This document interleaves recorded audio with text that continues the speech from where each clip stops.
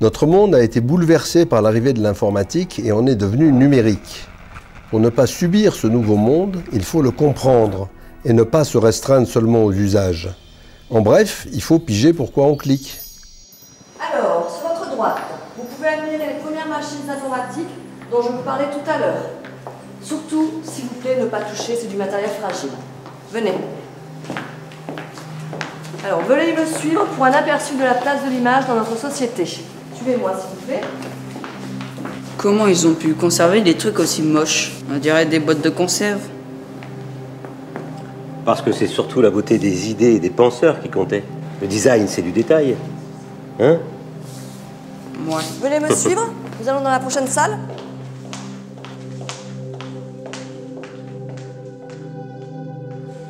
Faites pas trop de bruit, les gens travaillent au-dessus.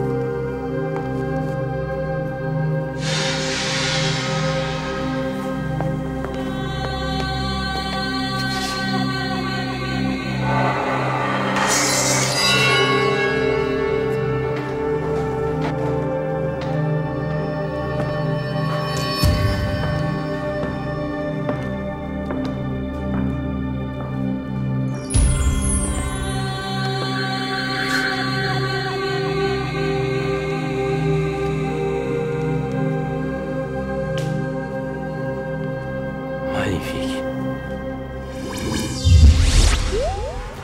Tu vois ces écrans?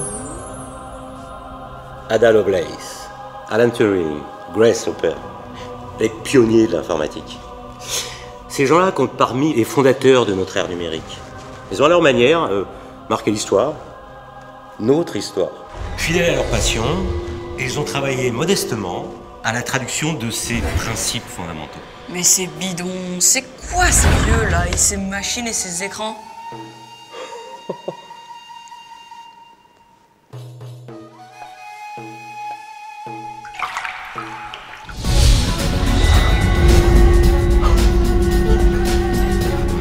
Oh, incroyable! Je croirais plonger en pleine réalité du 9e siècle. Question, c'est qui vieux qui nous mate là? Eh bien, tu as en face de toi Monsieur Algorithme. De son vrai nom, Al-Khwarizmi. Le mot d'algorithme est une simple déformation latine de son nom.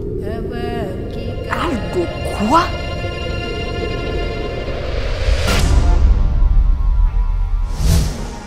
Il faut comprendre la différence entre penser et calculer. Penser, c'est la noblesse de l'esprit, et ça reste difficilement explicable. Calculer est bien plus simple et systématique, et pour tout dire mécanisable. Il s'agit de résoudre un problème précis en suivant un mode d'emploi précis en vue d'une application donnée, par exemple trier une liste d'objets, multiplier de nombres ou améliorer une photo.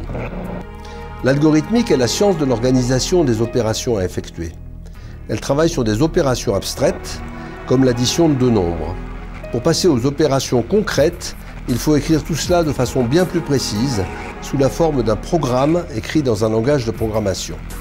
Retiens bien que le but final de l'informatique est d'évacuer la pensée du calcul afin de le rendre exécutable par un ordinateur, qui lui est une machine fabuleusement rapide et exacte, mais fabuleusement stupide et complètement dénuée de pensée.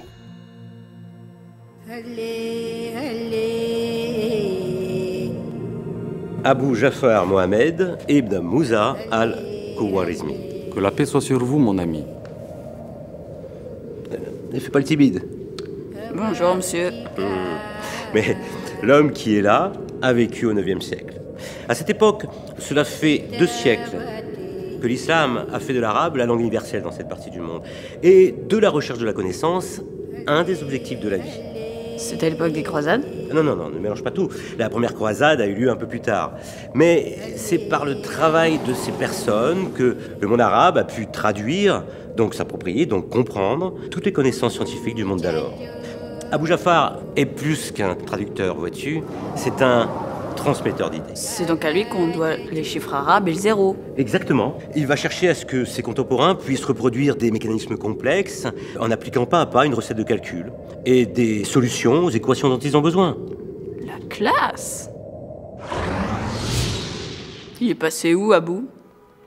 À bout. Madame Lovelace, est-ce que tu peux dire bonjour à Madame Augusta Ada King, comtesse de Lovelace? Bonjour, Madame Ada. Bonjour messieurs, par quel miracle puis-je vous voir? Nous nous connaissons? Pas moi, mais lui, certainement. Oui, vous êtes la fille de Lord Byron, ce gigantesque poète anglais, mathématicienne. Elle a publié ses résultats mathématiques sous un nom masculin, vois-tu, car dans cette époque qui se voit aussi civilisée qu'elle est machiste, elle vivra sa vie de femme au mépris de sa réputation et au mépris des imbéciles. Effectivement, vous êtes bien renseigné. C'est quoi, machiste? C'est une vraie question. Une vraie question. Mais regarde, elle a traduit du français et enrichi fortement les éléments mathématiques qui vont permettre à son Babbage de travailler à la construction du premier ordinateur qu'il appellera la machine analytique. Hein? Bah quoi? Une minute, je suis paumé. Okay. Charles Babbage. Alors, malheureusement, lui ne l'achèvera jamais. Mais à partir de ses plans, on a pu le construire au musée de la science de Londres. Et figure-toi qu'il fonctionne parfaitement. Elle fonctionne, mais c'est incroyable. La machine analytique n'a aucunement la prétention de créer quelque chose par elle-même. Elle peut exécuter tout ce que nous saurons lui ordonner d'exécuter. Son rôle est de nous aider à effectuer ce que nous savons déjà dominer, des opérations numériques et aussi symboliques. Ada est celle qui a permis d'incarner les algorithmes dans des programmes. Les algorithmes d'Abou Jafar. Tu as tout compris. Monsieur Al-Khwarizmi, enchanté, Ada Lovelace. Mais alors, tout ça c'est de l'informatique? Mais les machines dans tout ça, et la technologie, ça sert à quoi du coup? Attends, tu vas comprendre. Écoute la suite. Regarde. Il faut faire avancer d'un siècle la roue du temps. L'informatique s'incarne dans des machines. L'homme sait d'abord fabriquer des outils, c'est-à-dire des objets simples à utiliser. Puis, il a fabriqué des machines, c'est-à-dire des outils qui utilisent une force autre que la sienne et qui peuvent exécuter de manière autonome certaines opérations, même complexes et programmées, comme pour le métier à tisser de jacquard. Mais la machine mécanique ne sait pas se modifier elle-même. Au contraire, l'ordinateur, qui est une machine à information, sait modifier son propre programme et devient ainsi une machine véritablement universelle. Et Turing a montré que toutes les machines universelles connues sont équivalentes. Elles permettent toutes de maîtriser l'intelligence mécanique. Alors, les machines dans tout ça? Allez-y, racontez! Alors regarde, voici Alan Madison Turing. C'est ce petit homme rêveur qui a créé dès 1936 l'article fondateur de la science informatique. Il a compris comment quelques opérations élémentaires de calcul étaient universelles. C'est-à-dire pouvaient être combinées pour exécuter tous les algorithmes du monde, donnant ainsi un coup d'envoi à la création des calculateurs universels programmables. Alors, Alan Turing a fait basculer le monde de l'ère industrielle à l'âge du numérique, donnant le fondement théorique de l'informatique. Tu vois, c'est dans le fracas des bombes nazies, fauchant des centaines de vies humaines chaque jour, que ce scientifique va commencer à changer le cours de l'histoire. Comment ça? Alors voilà, nous sommes en 1943. Tu as vu les grandes lignes de la Deuxième Guerre mondiale à l'école, hein? Eh bien, à cette époque, les nazis communiquaient entre eux très facilement grâce à une machine de cryptage appelée Enigma. Cela ressemble à une simple machine à écrire dotée d'un mécanisme de roue codeuse permettant de mélanger les lettres à la sortie, tout en transmettant un message sans que personne ne puisse le décoder. À la réception du message, une machine identique réingurgite le texte, les roues codeuses tournant à l'envers, comme dans un miroir, le message ressort en clair. Si je peux me permettre, nous nous sommes emparés d'une telle machine depuis bien longtemps. Les nazis le savent, mais s'en moquent complètement. Ah bon? Oui, oui, c'est comme une carte bleue, si t'as pas le code, ça sert à rien. En fait, l'histoire est bien plus stupéfiante, si vous me le permettez. Car le code a été en fait cassé dès 1933 par des mathématiciens polonais. Mais le calcul durait trop longtemps et il leur fallait plusieurs jours pour pouvoir le déchiffrer. Alors que les nazis, eux, changeaient le code presque quotidiennement. Tout à fait, monsieur Turing, tout à fait. Ce sont les fameuses bombes de Turing que vous avez mises au point. Yes. Et qui, en mécanisant le processus et en l'accélérant considérablement, vont changer le cours de la guerre. Je dois aussi te parler de Grace. Messieurs, que puis-je pour vous?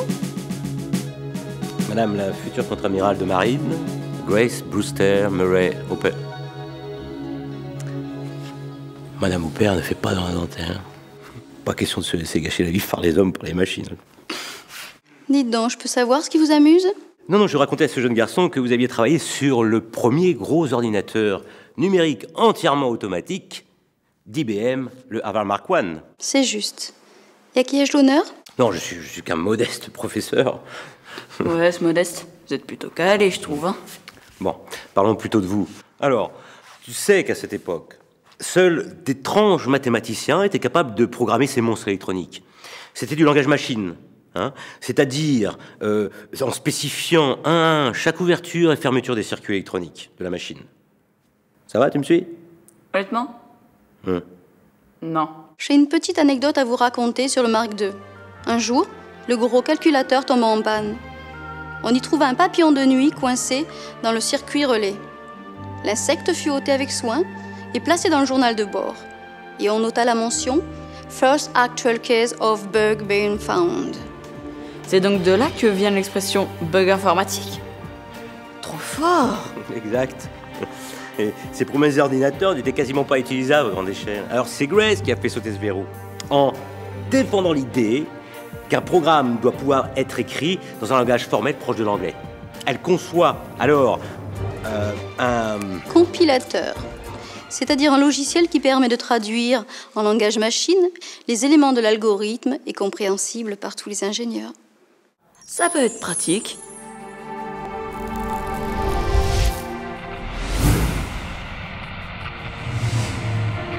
Les premiers ordinateurs naîtront modestement vers 1940. Le tout premier programme enregistré sur un concept de logique binaire sera construit en 1937 par l'ingénieur Konrad Zuse. Il sera suivi en 1943 par la machine de l'américain Aiken. En 1944, le physicien théoricien John von Neumann décrit la première architecture dite de von Neumann, qui a triomphé et qui est celle de l'immense majorité des ordinateurs d'aujourd'hui. Mais alors, en fait, Grace va faire exploser le développement numérique pour aboutir à ce qu'on a aujourd'hui. Les logiciels et tout. Oui, tu commences à comprendre. Génial! On dirait presque du Wikipédia. Quand Grace s'est éteinte en 1992, les ordinateurs entraient dans les foyers. Ils ne coûtaient plus le prix d'une maison ou d'une voiture, mais celui d'une télévision. Ils ont fait exploser les communications au niveau mondial, avec en particulier Internet. Ils nous ont toutes et tous fait basculer de l'ère industrielle à l'ère numérique. Notre planète est devenue un fragile village humain où le web est notre quotidien. Je pense comme Jérôme Chailloux que le web est l'invention la plus utile à l'humanité depuis sa pire invention, la bombe atomique. Alors, et Internet dans tout ça? Alors voilà, qui nous a ouvert la notion d'information? C'est Claude. Non, attends. André. C'est qui ces deux-là?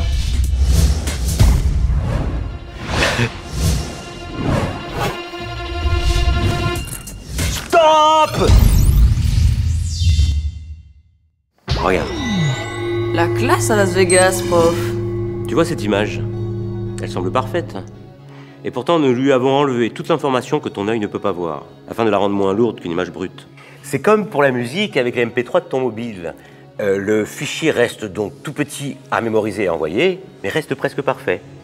Et c'est grâce à vous, regarde, grâce à vous, Claude et Wood Shannon, vous qui avez défini la quantité d'informations de manière mathématique, avec la théorie des probabilités que vous avez mise en équation, vous, Andrei Nikolaevitch Kolmogorov. C'est ce qui a changé un peu la vision du monde dans les échanges numériques. Tout simplement génial. Merci. L'information est une matière abstraite qui se mesure. Un message, quelle que soit sa valeur réelle ou supposée, peu importe son sens exact ou erroné, contient une quantité précise d'informations. L'atome d'information est l'élément binaire, le bit, comme oui-non, 0-1 ou bien vrai-faux. Savoir de quelqu'un si c'est un homme ou une femme, s'il est jeune ou vieux, s'il est petit ou grand, c'est très schématique, mais ça nous donne déjà 3 atomes d'information sur lui, donc 3 bits. On peut penser que le web du futur sera personnalisé, c'est-à-dire qu'il prendra en compte le contexte de l'utilisateur, son profil, etc., qui sera dynamique, qui sera ubiquitaire et qui sera sémantique. Eh, c'est qui elle? Rose-Diane Kunz, qui a aidé à construire le web sémantique, qui désigne un ensemble de technologies visant à rendre l'information du web accessible et utilisable par tous les programmes logiciels, grâce à un système de métadonnées. Et alors, c'est quoi? Rose, elle explique très bien, très bien. Donc le web sémantique, c'est une vision de Tim Berners-Lee, où l'idée, c'est de rendre la sémantique des ressources du web explicite de manière que des programmes puissent l'exploiter au même titre que des hommes actuels. Actuellement, si vous prenez un moteur de recherche classique et que vous cherchiez tous les documents concernant un accident de véhicule, alors ces moteurs classiques, ils vont rechercher en fait tous les documents dans lesquels les mots accident et véhicule vont apparaître. Et si par contre un document décrit une collision entre un camion et un vélo, si les mots accident et véhicule n'apparaissent pas, un tel document ne sera pas retrouvé par le moteur de recherche.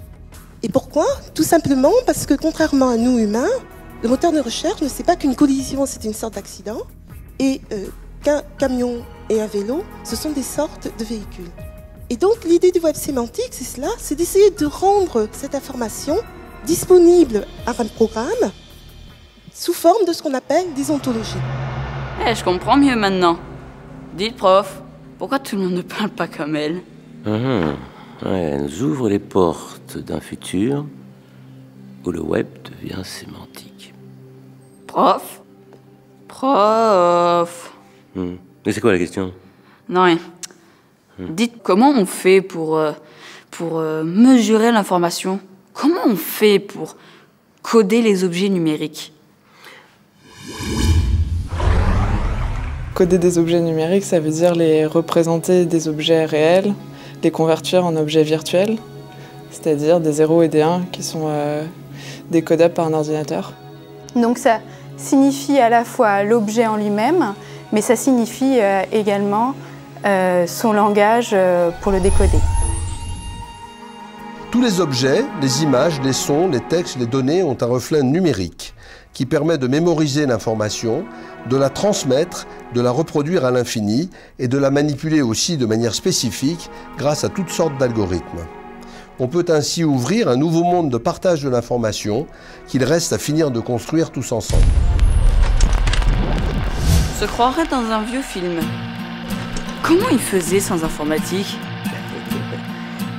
Mais tu sais, avant, il y avait ce qu'on appelait des machines à écrire. C'est-à-dire c'était des machines qui servaient juste à écrire.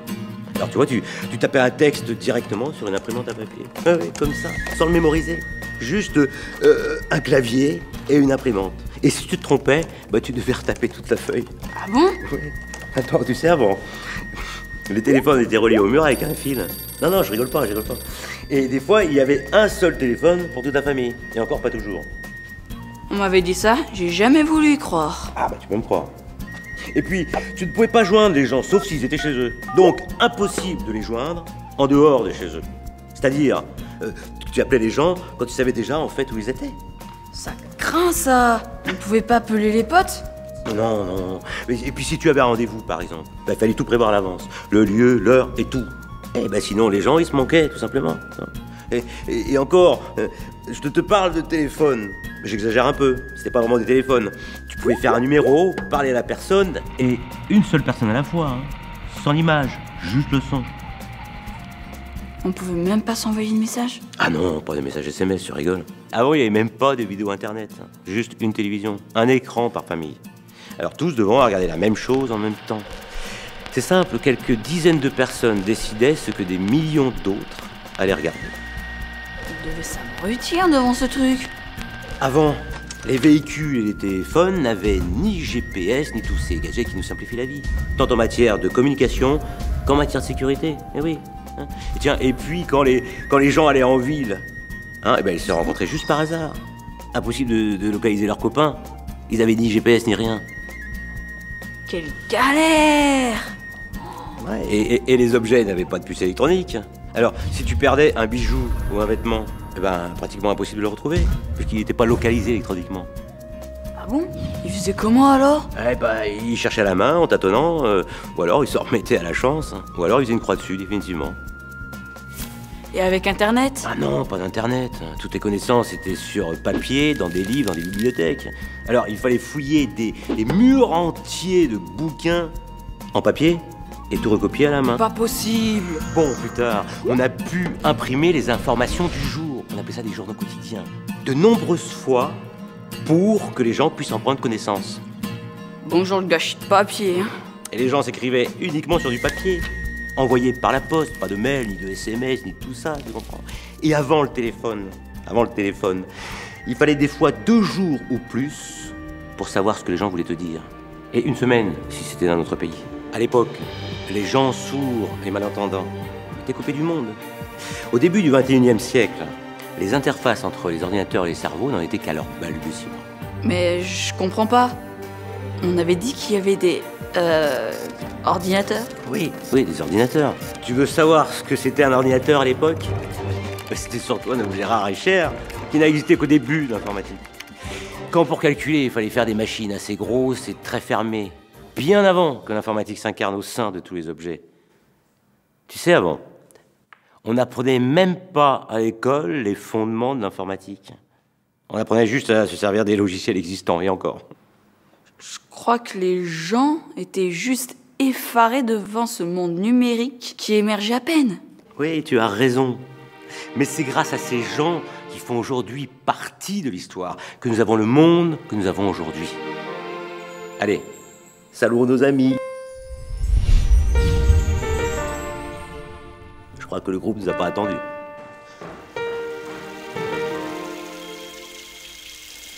Il pleut. Vite, faisons venir la navette.